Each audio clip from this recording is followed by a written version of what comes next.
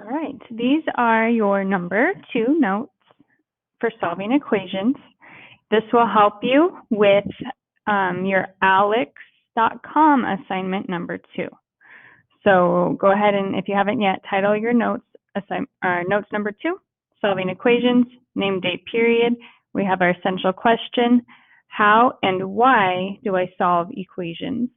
And I know you've probably learned how to do this in previous math classes, but it's worth going over one more time, in the beginning of the school year with me. So if you haven't written this down yet, write it down. We will go over the 2 DMR problems during class. So the first quote-note question, how do I simplify the DMR? So again, we'll go over these in class. But here's the answer to why. Why do we solve equations? We solve equations for an unknown quantity, which is the variable, which could be any letter. It could be a X or a Y or a A, B, C or a P, Q, S, T, M, N, any kind of letter. It really could be from A to Z. Today I'm going to show you an example with midpoint, but we could also make an example with vertical angles. All vertical angles are congruent, if you've ever heard of that. You know what I'm talking about. But we'll go over that more next week. So that is the why. So here are the steps for solving equations, steps for solving multi-step equations. It's kind of a lot. So I would recommend to maybe pause, write them down. And then I'm going to just highlight a little bit just to model for you guys again, how your notes should look. You should have highlighting. I use different colors. Okay, and then there's all these steps, 1, 2, 3, 4, and 5. So let's go through the steps, and then I have an example to show you what does each step actually look like. So let me move this up a little. So you hopefully wrote this down already. That way you can just listen and follow along. The first step is to use the distributive property. If grouping symbols are present, grouping symbols are parentheses. So if there is a number in front, like a 2, and then it's like 4 plus x, or something like that, you distribute. So that's just a little example. You can write it or not, that's up to you. So distribute first, and that goes for either side. Remember, an equation has an equal sign, so there's two sides of the equal sign. After you distribute, you might have some like terms to combine, or without distributing even, there could be like terms on the left side or the right side of the equal sign.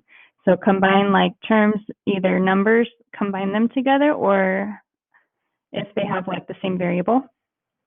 After that, use addition or subtraction property of equality to isolate the variable on one side of the equal sign. So get the variables on one side and the number on the other side. So you want one side of the equal sign to have the variable and then one side to have the number. I don't care which side is which, but in general, people usually like to have, by the time you're done with this, it should maybe look like, just for example, 4x equals 10. They usually like to have the variable on the left and the number on the right, but it could be switched. It doesn't matter as long as the variables are on one side and the numbers are on the other. Okay, so then the fourth step, use multiplication or division property of equality to solve for the variable. So that would be like on this one up here, just to show you, you would divide both sides by 4. Whatever you do to one side, you have to do to the other. That's what properties of equality are. Property of equality means you do that to both sides of the equal sign. The last step is to check your answer by substituting the answer that you get back into the equation. So I'm going to model those 5 steps right now in this example. So go ahead and copy that down. Let's work out an example together. I'm going to put the number of the step down here on the left, and then you can look back up and see what does the step say. Step 1. I'm going to go ahead and distribute. I'm going to zoom in just a little bit. So when I look at this equation, I do see grouping symbols. I see the parentheses, and I would have to distribute the 2. So you may not have to, though. You might skip step 1. So I would have to distribute the 2 and multiply through to each term that's inside, but nothing else changes. So step 1, distributive property, I would then have 3x plus 2 times 2 is 4x, and then 2 times negative 1 would be negative 2 or minus 2. The equals is still there, and the 33 is still there. Now, as I'm working this out, I try to keep everything organized. If you like to draw the line down the equal sign, that's really crooked, sorry, but you can do that. That way you have very clearly this is the left side, and then this is the right side. And so my goal is to follow the steps and solve it that way. So I would look at step 2, combine like terms. Okay, so on the left-hand side, I do see some like terms. You want to make sure you combine them. I would combine 3x plus 4x, 7x. There's nothing to combine with the minus 2. And on the other side, there's just one term, just 33. So you can see as we go, it gets a little bit like cleaner and nicer looking, and it's a little more clear. What should we do next? I'm going to go to step 3. And you can see right here, step 3. And again, you should be looking at your notes as you're doing problems. So use addition or subtraction property of equality to isolate the variable on one side of the equal sign and the number on the other side. The way my equation looks now, I want my variable on the left and my numbers on the right. My 7x is alone right here. There are no other x terms, but I do see numbers and numbers. I want to get them on the same side. I would use the addition property of equality, meaning I add the same thing to both sides.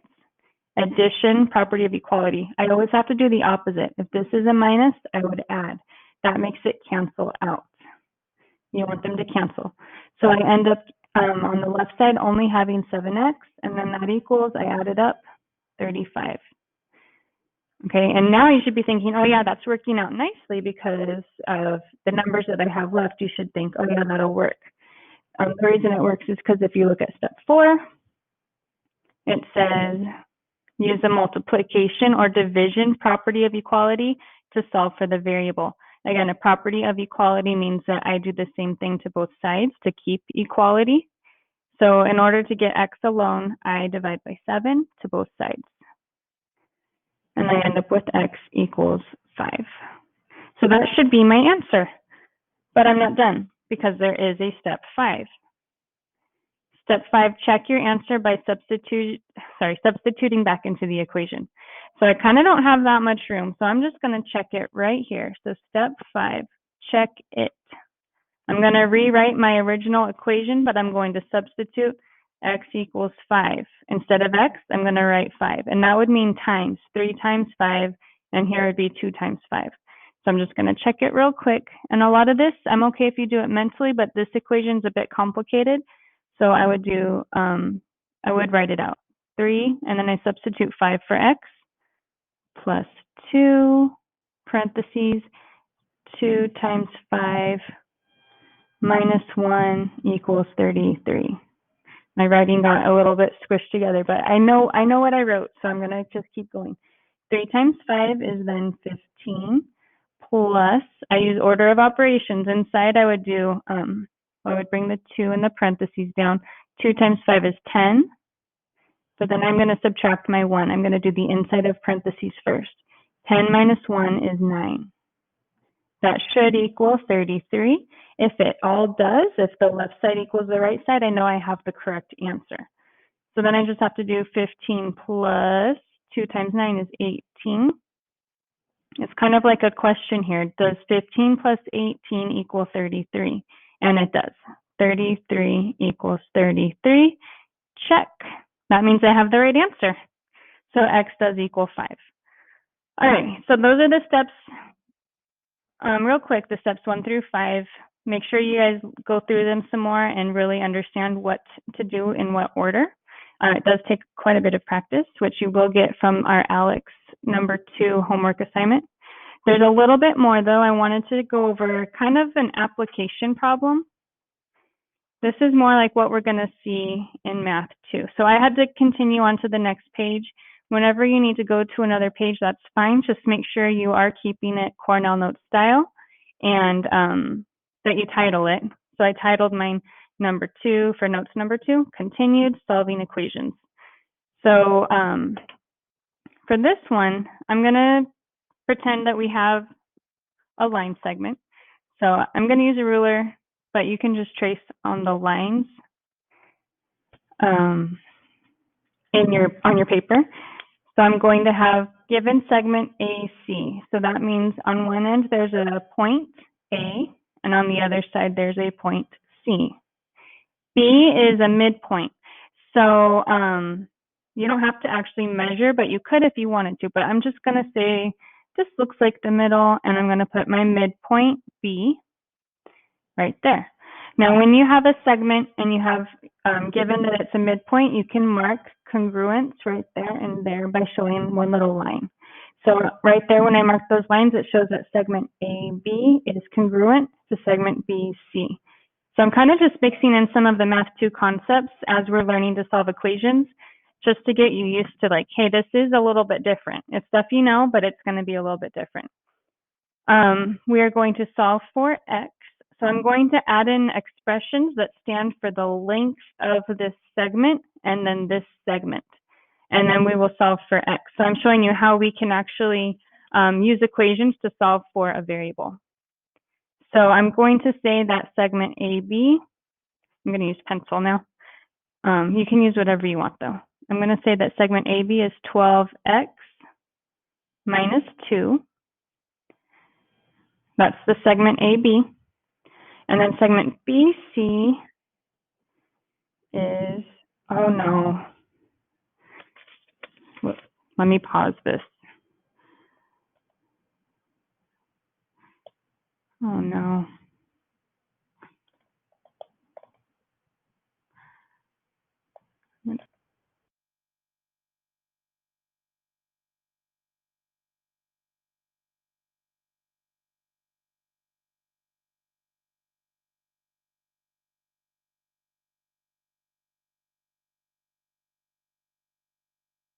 Expression for the length is 10x plus 6. So that stands for the length from A to B.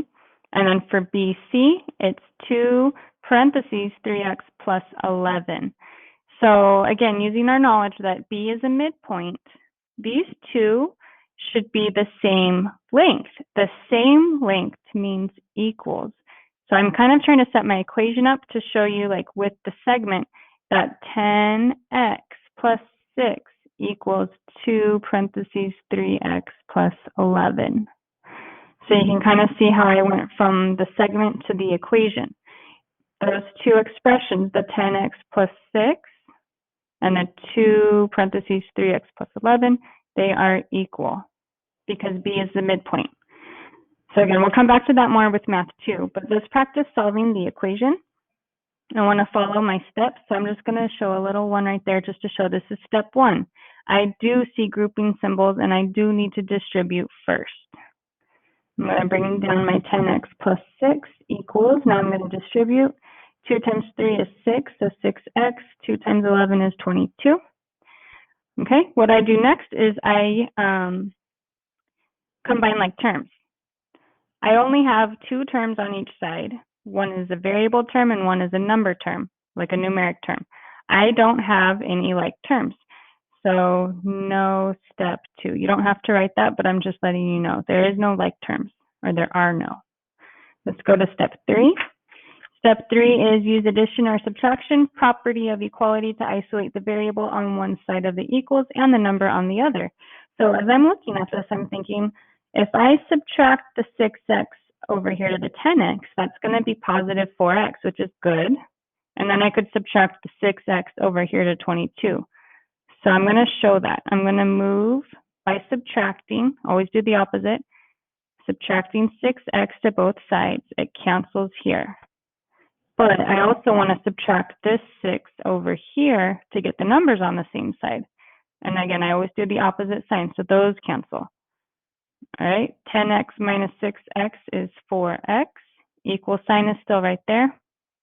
22 minus 6 is 16. Couldn't think for a second. Okay, so that is how you do that. You could do this in 2 steps, but since we're in math 2, I think you guys should get in the habit of, if you can do 2 things in 1 step, do it, because otherwise, it's going to take more time. Okay, so anyways, that brings us to step 4. Step 4 says, use multiplication or division property of equality to solve for the variable. Here is my variable. I have to get that alone. There's a 4 in front. That means 4 times x. I do the opposite, which is divide. So I divide both sides by 4. 4 divided by 4 is 1, so it cancels out. X is alone. Divide on the right-hand side. 16 divided by 4 is 4. That should be my answer, but we need to check it. So I'm just going to go ahead and check it right here on the right-hand side. Check by substituting into the original equation. So check it. So this is step 5. So I'm going to rewrite the equation, but I'm going to write 4 instead of x. So I'm going to have 10 parentheses 4 plus 6 equals 2 parentheses, that's a 3, times x, which is 4, 3 parentheses 4 plus 11. Okay, so I'm going to check it. And again, you guys pause whenever you need to if you need to catch up. So I just would follow my PEMDAS. It's always following order of operations. On the left-hand side, I have 10 times 4, so 40 plus 6 equals. On my right-hand side, I have my 2 on the outside. It'll be 2 times whatever I get inside. So on the inside, I'm doing inside the parentheses first. First, I would multiply, and then I would add. So I would do 3 times 4, which is 12 plus 11. I can add on the right or on the left side. I can just add those up. It doesn't matter. So I get 46. On the right-hand side, 12 plus 11 is 23. And then my last step would be on the right-hand side to do 2 times 23. I get 46 on the left equals 2 times 23 is 46. So check. That is the correct answer. Okay, so that's how you follow the steps for solving equations. Your assignment number 2, you're going to have a lot of easier problems, and then a couple that are like this complicated where you have to use pretty much all the steps. So good luck, and make sure at the bottom of your notes you write a summary. How many sentences should it be? It should be 3 sentences. Go back to the essential question to answer it in your summary. How and why do I solve equations? You don't have to rewrite all 5 steps, but just kind of summarize the process of how and why do you solve equations. All right, good luck.